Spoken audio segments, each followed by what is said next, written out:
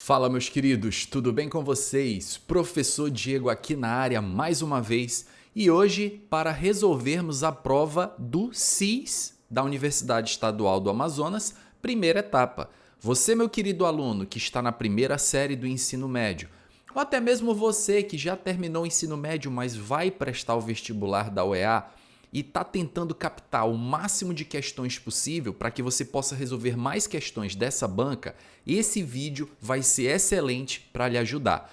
Vou pedir que você já comece logo deixando o like para ajudar o trabalho do professor. Se você é novo por aqui, não se esqueça de se inscrever no canal e compartilhe com seus amigos. Fala para a galera que aqui tem um canal voltado também para a resolução das provas da UEA, além de várias videoaulas e vários materiais que existem aqui no canal. Beleza pura, galera? Todos preparados? Vamos então começar com a questão número 53 da prova de 2019 do SIS primeira etapa. Uma mistura gasosa comercializada em cilindros pressurizados é empregada em câmaras de atmosfera artificial para a cultura de células em pesquisas científicas. Ela é constituída por nitrogênio, hidrogênio e gás carbônico. E aí vocês perceberam que ele deu aí a fórmula de cada um entre parênteses.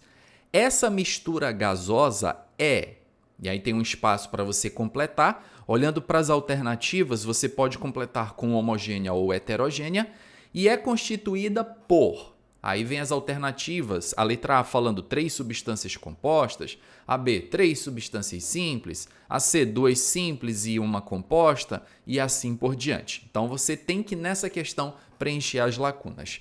Primeiro, galera, um detalhe muito importante que é falado aqui é mistura gasosa. Primeira coisa que você tem que saber, toda mistura gasosa é homogênea, sem exceção. Toda vez que você mistura gases dentro de um recipiente, essa mistura sempre vai ocupar, sempre vai ter uma única fase. Lembro a vocês que toda mistura monofásica, ou seja, aquela mistura que só tem uma fase, ela será uma mistura homogênea. Podemos dar outros exemplos aqui de misturas homogêneas, água e sal. Quando você coloca água e sal dentro de um frasco, você não consegue distinguir os componentes, é uma mistura homogênea. A mesma coisa é o ar, por exemplo, o ar atmosférico. O ar que nós respiramos é uma mistura homogênea, cujo componente majoritário é o nitrogênio. Beleza, galera? Não esqueça desse detalhe. Então, toda mistura gasosa, sem exceção, é uma mistura homogênea. Constituída por... Aí, olhando as alternativas, umas falam substância simples, outras composta e assim por diante. Galera, lembro a vocês que substâncias simples são aquelas constituídas por um único elemento químico. Por exemplo, o nitrogênio, o gás nitrogênio, ele é formado da molécula N2. Vocês percebem aqui a presença de um único elemento químico, que é o elemento hidrogênio. Logo, o gás nitrogênio é um exemplo de uma substância simples. O gás hidrogênio, ele também é formado por 2 átomos de hidrogênio, no entanto, um único elemento. O elemento aqui é o elemento hidrogênio, então o gás hidrogênio também é um exemplo de uma substância simples. O gás carbônico, galera, ele é formado por um átomo de carbono e 2 átomos de oxigênio. Ele é constituído por 2 elementos diferentes, o elemento carbono e o elemento oxigênio. Espécies químicas que são formadas de mais de um elemento diferente, elas são chamadas de substâncias compostas. Por isso que o nome é composta, porque ela é composta de elementos diferentes, beleza?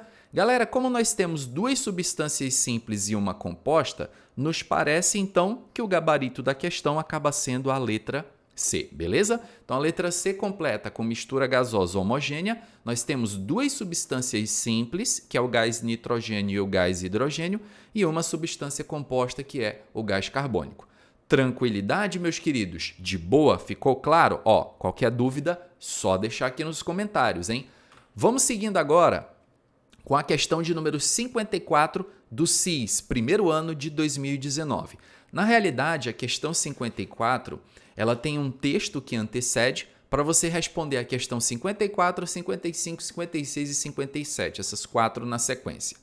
O texto aqui, galera, acompanhe comigo a leitura, diz o seguinte: a medicina emprega diversos tipos de materiais biocompatíveis para a confecção de implantes, fios de suturas, válvulas artificiais, etc.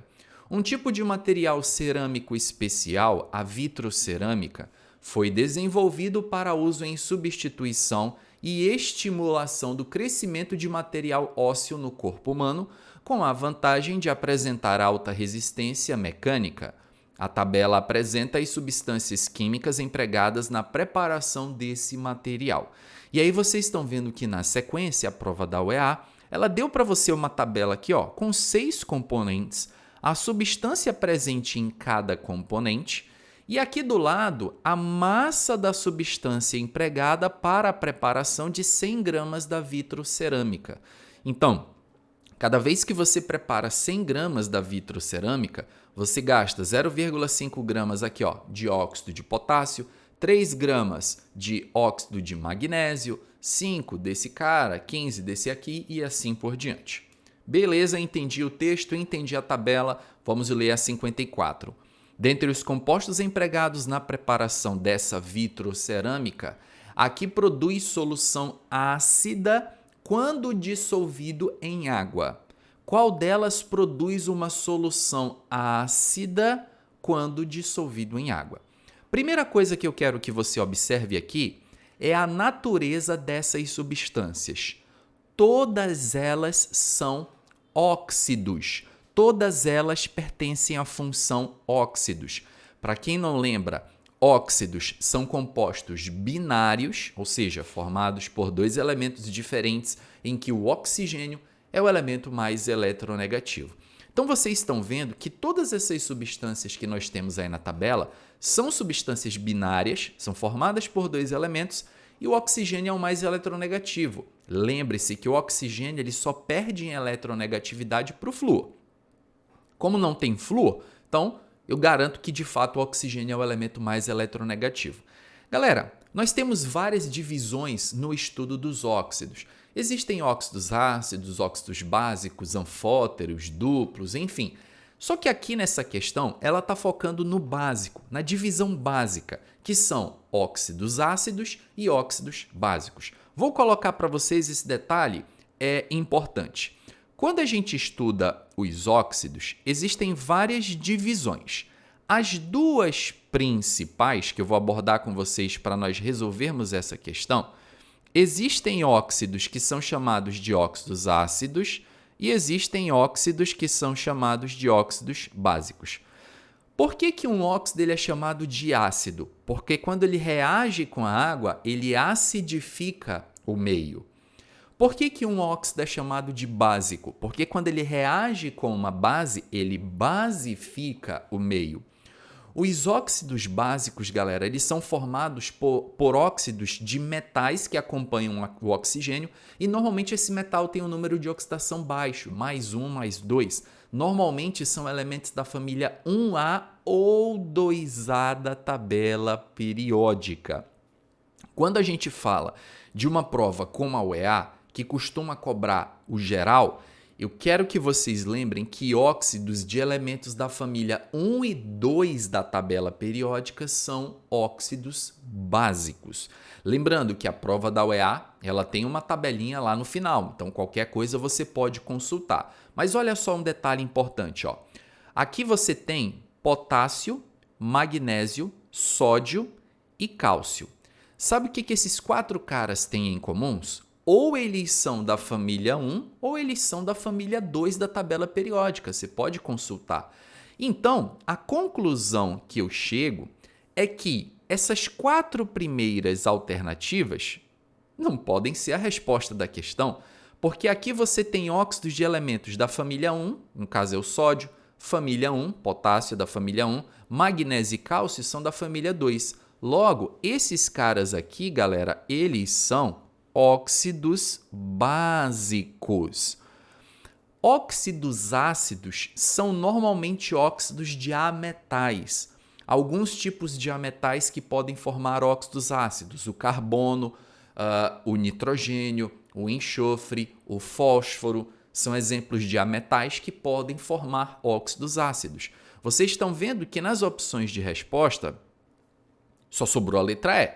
Então, claro, eu já sei que a resposta é a letra E, mas eu preciso lembrar para você que o P2O5 ele é um óxido ácido. Óxido ácido é um óxido de A metal. Claro que vale destacar que nem todos os A metais ligados ao oxigênio formarão óxidos ácidos. Afinal, existem outras classificações para óxidos. Mas não é o caso dessa questão e inserir esse detalhe mais específico. E o P2O5, galera, gostaria de apresentar para vocês aqui a reação dele. O P2O5, como ele é um óxido ácido, quando ele reagir com a água, ele vai acidificar o meio porque ele vai produzir um ácido. E o ácido que tem fósforo é o ácido fosfórico, cuja fórmula é H3PO4. Se você quiser, pode fazer o balanceamento dessa reação. Para fazer o balanceamento, vocês estão vendo que eu tenho 2 fósforos aqui do lado esquerdo. Então, vou jogar 2 fósforos para acertar o lado direito. Hidrogênio ficou aqui do lado direito, 2 vezes 3, 6. Eu jogo um 3 aqui na frente da água para ficar 6 hidrogênios de cada lado. E o oxigênio provavelmente já está certo, ó, 5 oxigênios à esquerda mais 3 aqui da água são 8. E aqui do lado direito, 2 vezes 4 são 8 oxigênios. Ó. Então, essa seria a reação do P2O5, que é o pentóxido de difósforo, que é um óxido ácido, com a água formando o ácido fosfórico. Claro que vocês percebem que para responder essa questão, eu não precisaria saber a reação. Bastaria eu lembrar que os óxidos básicos são óxidos de elementos principalmente da família 1 e 2 da tabela. Eu eliminaria 4 alternativas para marcar só a letra E. Beleza, galera? Tudo tranquilo, entendido? Bom, vamos seguindo então com a questão 55, que se refere ao mesmo texto, né? O mesmo texto para você responder a questão, nós não vamos mais ler. Vamos direto aí ao enunciado da 55, que diz: comparando os elementos químicos constituintes dos compostos usados na preparação dessa vitrocerâmica, aquele que apresenta maior raio atômico está presente em qual componente? Aí você tem as alternativas. Muito bem. A questão 55 falou em raio atômico. Está falando de tabela periódica. Lembro a vocês que existe aqui no canal uma playlist completa sobre tabela periódica. Então, se você não domina muito esse assunto, vou deixar um card rolando aqui. Ao final dessa aula, você clica e assiste lá a playlist completa de tabela periódica, que eu tenho certeza que vai te ajudar. Bom, eu vou colocar para vocês aqui, galera, a tabela periódica da UEA, tá? Essa foi a tabela que a UEA, essa é a tabela que a UEA disponibiliza todos os anos nas suas provas. E o que nós vamos fazer nessa tabela? Nós vamos identificar cada elemento presente aqui, ó. Potássio, magnésio, sódio, fósforo, cálcio, silício, oxigênio. Vamos colocar todo mundo aí nessa tabela, galera. Pronto. Eu circulei aí todos os elementos presentes nas alternativas. Beleza? Ok, localizamos esses elementos. A questão fala de raio atômico. Eu preciso que você lembre o sentido de aumento do raio. O raio atômico na tabela periódica, nos períodos, ele aumenta da direita para a esquerda e nas famílias ele aumenta de cima para baixo. Esse é o sentido de aumento do raio na tabela periódica. E aí, no caso, para responder essa questão, você teria que lembrar o sentido de aumento do raio, tá? Para você entender mais detalhes e o porquê que o raio aumenta nesse sentido, vai lá na playlist de tabela periódica. Assiste a videoaula completa, que na última aula, se não me falha a memória, eu abordo a parte de propriedades periódicas. Não lembro se tem mais outra de exercício, acredito que sim. Mas tem uma aula lá só sobre propriedades periódicas, que eu explico detalhadamente o porquê desse sentido, tá bom? Galera, se o raio ele aumenta para a esquerda e para baixo, eu te pergunto, qual é o elemento químico desses aí que nós circulamos que está mais para a esquerda e mais para baixo da tabela periódica? Mais para a esquerda e mais para baixo é o nosso amigo potássio. Ora, se é o nosso amigo potássio, o potássio está presente em qual substância? Na substância de número 1, certo? Ó, potássio, componente 1. Logo, o gabarito aqui da nossa questão 55 marcaríamos a alternativa na letra A. Tranquilo? Então, vocês perceberam que é uma questão. Se eu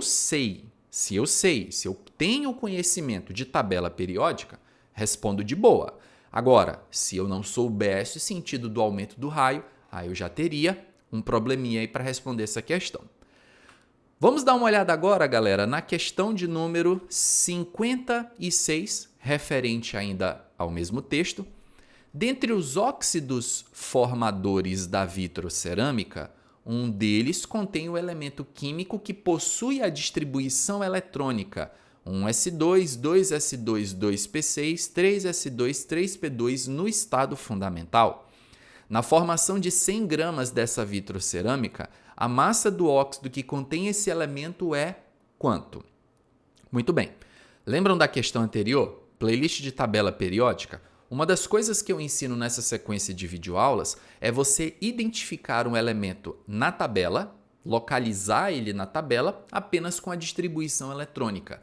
Para nós localizarmos o período, a gente vai observar o número de camadas, que é o número mais alto que vem na frente dos subníveis. Então, reparem, esse elemento ele tem uma, ele tem duas e ele tem 3 camadas eletrônicas. O número mais alto da camada é 3.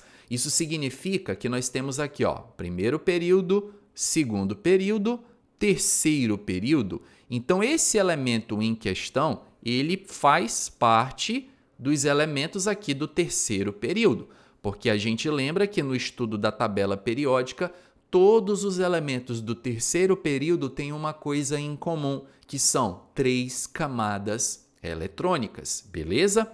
Então, se o nosso amiguinho tem 3 camadas eletrônicas, ele está no terceiro período. Agora, a distribuição dele finaliza em P2. É o seu subnível mais energético. Subnível mais energético é o último subnível que você coloca numa distribuição. Por esse subnível, nós localizamos a família. Lembra que a família se encontra na tabela periódica na vertical. Lembra vocês o seguinte: os elementos que estão na primeira família da tabela têm subnível mais energético em S1. Na segunda família, S2. Terceira família é a galera que termina em D1. Aqui é a galera que termina em D2. E aí vai embora até chegar aqui, que são os elementos que terminam no subnível D10. Aqui na família 13 é o pessoal que termina em P1. Aqui na família 14 os elementos terminam em P2. Aqui em P3, aqui P4, aqui a galera que para em P5 e aqui a galera que tem a distribuição finalizada em P6. Ora, se eu vi que a distribuição desse cara para em P2, bom, se para em P2, já matei a charada. Eu localizei a posição desse cara na tabela periódica. Tá aqui, terceiro período finalizando em P2 é o silício. Claro que para essa questão teria uma outra maneira de você matar a alternativa também, que para alguns alunos poderia ser até um pouco mais fácil, eu particularmente acho mais trabalhoso, mas enfim, que seria você somar tudo aqui, somar o número de elétrons, 2, 4, 10, 12, 14, aí você vem na tabela e acha, quem é o elemento de número atômico 14? É o silício, né? Para alguns alunos que têm mais habilidade em tabela periódica, não precisaria nem perder tempo fazendo essa soma. Viu lá, terceiro período P2, o cara já vem direto aqui e acha o silício. Mas fica a seu critério. Ora, se esse elemento é o silício, aí você vem para cá e acha o silício aqui na tabela. Você localiza qual é a massa do dióxido de silício na produção de 100 gramas de vitrocerâmica. E você entende que é exatamente essa a pergunta da questão. Vejam, na formação de 100 gramas de vitrocerâmica, e a tabela está para 100 gramas, logo você não precisa fazer nenhuma adaptação proporcional. A massa do óxido que contém esse elemento. Qual é a massa do óxido que contém esse elemento? 46. Então é chegar e marcar aqui a alternativa, letra E, 46. Agora vocês repararam que para fazer essa questão, eu não fiz nenhum cálculo matemático, né? Você olha assim, no primeiro momento, parece uma questão de cálculo. No entanto, é basicamente uma questão de tabela periódica e distribuição eletrônica. Beleza? Vamos então tocando o barco aqui, galera, para a questão de número 57, também, logicamente, da prova de 2019, a ICIS primeira etapa. Comparando os compostos empregados na preparação dessa vitrocerâmica, os óxidos formados por compartilhamento de pares de elétrons correspondem aos componentes. Vamos lá.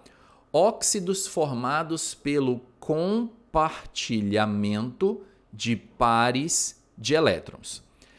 Existem vários tipos de ligações. As duas principais, ligação iônica, ligação covalente. A ligação iônica ela ocorre entre íons. É aquela ligação caracterizada pela transferência de elétrons.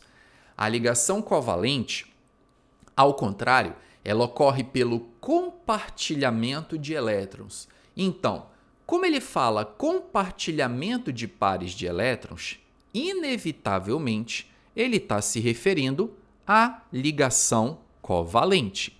E eu preciso lembrar vocês que a ligação covalente ela vai ocorrer quando o hidrogênio se liga a um ametal, eu vou ter ligação covalente, ou eu posso ter também ligação covalente quando um ametal se liga a outro ametal. Ametais ligados entre si, formam ligação covalente. Ora, se você reparar bem aqui nas alternativas, nas substâncias fornecidas, todas elas você tem um metal ligado ao oxigênio. O oxigênio é um ametal. Magnésio é um metal, ele é da família 2, ligado ao oxigênio. Sódio é um metal ligado ao oxigênio, que é um ametal. Fósforo é um ametal. Então, aqui eu tenho um ametal ligado a outro ametal. Lembrando, galera, aqui na tabela periódica, que os elementos que estão na porção direita da tabela periódica, como, por exemplo, o fósforo, como, por exemplo, o silício, são ametais, beleza? Então, voltando aqui, cálcio é um elemento da família 2. Família 2 é um metal. Metal ligado a ametal, ligação iônica.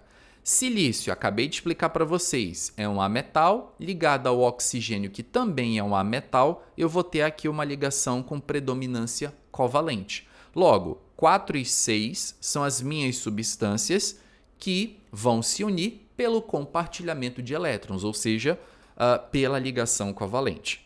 Reparem que essa questão não exigiu que eu soubesse montar fórmula estrutural, nada disso, apesar do que muitas vezes isso é colocado e é ensinado para o aluno também na escola. Só que aqui, basicamente, a questão queria te avaliar se você tem a capacidade de distinguir uma ligação iônica, caracterizá-la, e uma ligação covalente. Quando eu vou ter ligação iônica, quando eu vou ter ligação covalente. O cobrado aqui foi basicamente isso. Certinho, gente? Vamos então para a nossa questão 58. A questão 58 já tem um outro texto para responder. Esse texto nós vamos utilizar para responder as questões de 58 a 60, então vamos ler uma única vez e a gente sai respondendo as últimas na sequência. A principal causa das úlceras gástricas é a contaminação pela bactéria estomacal Helicobacter pylori. O diagnóstico para detectar a presença dessa bactéria pode ser feito por um teste simples em laboratório. O paciente ingere um líquido contendo ureia, e aí vocês viram que foi dado a fórmula da ureia, marcada com o isótopo de carbono 13. No interior do estômago do paciente, se houver presença dessa bactéria, a ureia reage com a água e forma o dióxido de carbono e a amônia. O dióxido de carbono entra na corrente sanguínea e é expelido na respiração na forma de CO2, marcado com carbono 13, que é detectado por um instrumento de medida. Ok? Foi dado o texto, vem a questão de número 58. A quantidade de nêutrons do isótopo do carbono do CO2 expelido no teste da bactéria é igual a quanto? Olhem a pergunta. A quantidade de nêutrons do isótopo do carbono. Em outras palavras, ele quer saber a quantidade de nêutrons que esse carbono tem. Só que não é qualquer carbono, galera. É o carbono 13. Para quem não lembra, Esse número que vem na sequência de um elemento separado por um traço significa o número de massa do carbono. Nós lembramos que existem os isótopos do carbono. Isótopos são átomos do mesmo elemento químico que possuem o mesmo número de prótons, mas são diferentes na sua massa, no seu número de massa e no seu número de nêutrons. É um detalhe que muita gente não lembra. Quando o aluno do ensino médio estuda semelhanças atômicas, ele normalmente aprende e somente que os isótopos são átomos que têm o mesmo número de prótons. Verdade, os isótopos têm o mesmo número de prótons, mas você precisa lembrar que o número de nêutrons e o número de massa de dois isótopos entre si são diferentes. O carbono, galera, ele tem 4 isótopos na realidade. 4 não, 3. Os principais é o carbono 12, existe o carbono 13 e existe o carbono 14. Esses são os 3 principais isótopos do elemento carbono. Você precisaria saber isso para responder essa questão? De forma alguma. Mas entenda um detalhe. O que esses 3 átomos têm em comum? O mesmo número de prótons. Mas o que eles têm de diferente? O número de massa, 12, 13 e 14, e o número de nêutrons. Todo mundo lembra que o número de nêutrons eu acho subtraindo o número de massa menos o número de prótons. Afinal, o número de massa é o somatório do número de prótons mais o número de nêutrons. Então, se eu quero descobrir o número de nêutrons que um átomo tem, eu vou subtrair o número de massa menos o número de prótons. 12 menos 6, esse carbono aqui, ó, teria 6 nêutrons. 13 menos 6, esse carbono teria 7 nêutrons. 14 menos 6, esse carbono teria 8 nêutrons.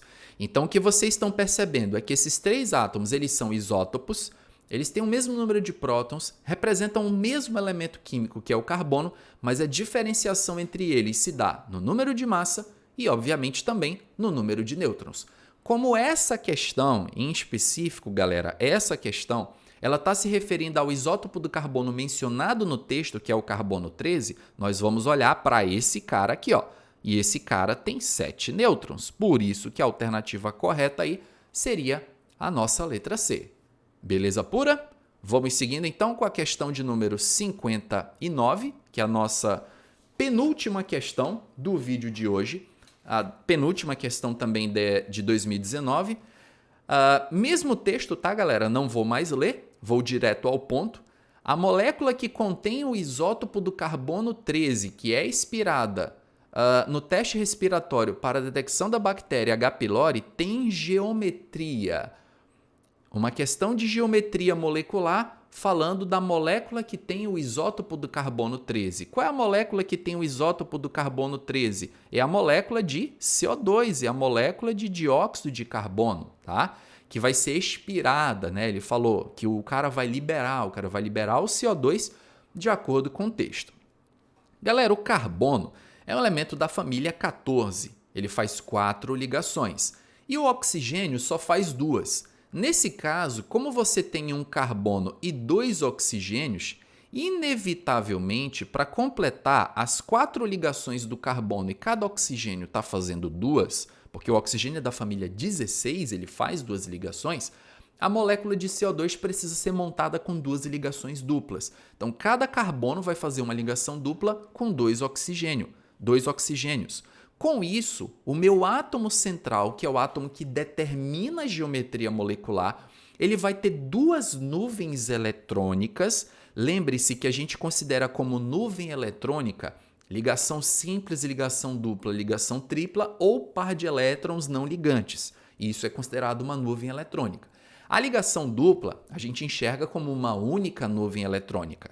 Quando o meu átomo central apresenta 2 nuvens eletrônicas, só existe um tipo de geometria para o átomo central com 2 nuvens eletrônicas, que é a geometria linear. O CO2 ele é uma molécula de geometria linear. Aproveito para mostrar para vocês aqui, com esse modelinho 3D, ó, como seria a molécula do CO2 exatamente do jeito que vocês estão vendo aqui, um átomo de carbono central fazendo 2 ligações duplas com 2 oxigênios. Ou posso mostrar para vocês também aqui num modelo 3D, ó. Reparem, modelo 3D, eis aqui a molécula de CO2. Esse tracinho que vocês estão vendo, entendam como uma nuvem eletrônica, a gente sabe que na realidade no CO2 é uma dupla ligação. Então vocês estão vendo exatamente uma molécula linear. Dá para perceber isso, né? O átomo central com duas nuvens eletrônicas e em cada extremidade um átomo de oxigênio. Quanto seria o ângulo dessa ligação aqui, galera? O ângulo de ligação, 180 graus, que é o ângulo característico aí da geometria linear. Beleza pura? Então, não tem mais o que questionar. 59, de fato, alternativa aí na letra A. Tranquilo? E vamos para a questão de número 60, que é a nossa última questão desta prova. A questão de número 60, ela vai falar sobre estequiometria. Na realidade, é uma questão que é interpretação de texto e tem um pouquinho de estequiometria, mas eu quero te convidar a assistir uma playlist completa que existe aqui no canal sobre estequiometria. Vou deixar um card passando aqui. Você que nunca entendeu esse assunto, garanto que você vai entender acompanhando essa playlist. Com base no texto, a equação balanceada que representa a reação química entre a ureia e a água e que ocorre no estômago da pessoa contaminada com a bactéria H. pylori é... Ele quer que você marque a alternativa que tem a reação. E a reação, se vocês repararem, é descrita no texto. Vejam, um paciente ingere um líquido contendo ureia. No interior do estômago do paciente, se houver presença da bactéria, a ureia reage com a água. Então, você já sabe que no reagente vai ser ureia mais água. Ok, isso tem em todas as alternativas. E forma. Forma quer dizer produto. Quem que vai formar? Vai formar CO2 e vai formar amônia. Ora, só existe uma alternativa que tem no produto amônia e CO2. Repararam? Não existe outra alternativa que tenha amônia e CO2. Ó. Então, era ler o texto e marcar a alternativa na letra B. Claro que para essa questão 60 você não precisaria desse conhecimento de estequiometria, bastaria ler o texto, mas de qualquer forma deixa essa playlist para você que tem dificuldade nesse assunto ir lá e garantir o seu aprendizado, beleza? Galera, vou ficando por aqui, finalizamos o vídeo de hoje, fizemos a resolução completa da prova do CIS de 2019, muito em breve eu volto para fazermos a de 2018 e essa prova é a prova da primeira etapa. Galera, se vocês chegaram até aqui, deixa o like no vídeo, isso ajuda pra caramba meu trabalho aqui no YouTube e ajuda para que eu possa levar cada vez mais esse conteúdo gratuito e de qualidade para vocês, tá? Não esqueçam de pegar e compartilhar com todos os seus colegas aí do primeiro ano, manda para todos os seus amigos e diz que aqui no YouTube tem um canal que também dá foco para a prova da UEA, para a nossa prova do estado do Amazonas. Beleza, galera? Vou ficando por aqui, logo mais eu volto para darmos mais sequência aí aos nossos vídeos. Grande abraço a todos, até a próxima. Valeu!